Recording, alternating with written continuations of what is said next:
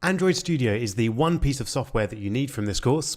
It's made by Google and it includes both a development environment and a simulator so that you can actually see the results of your apps that you've been building right there on your machine.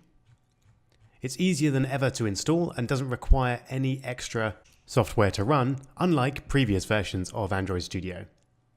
So to get it, just go to developer.android.com/studio and that will take you to this page where you can click the nice big green Download Android Studio button.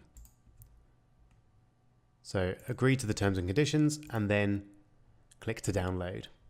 You can save the downloaded file wherever you like. I'll just save it here in my downloads folder.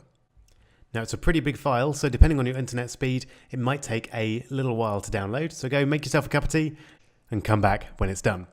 And that's now finished downloading. So I'm going to find it in my downloads folder and double click on the file that's been downloaded. This will then run the installation process for you and it should do everything that you need to set up Android Studio. Okay, so that's now completed. So we click next and then start Android Studio.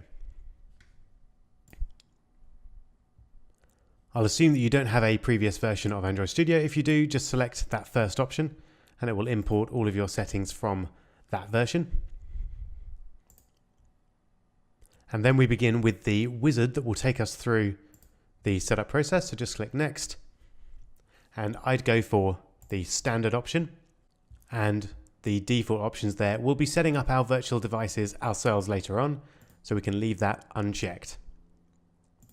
And then click finish and it will go through the process of downloading and installing each of those.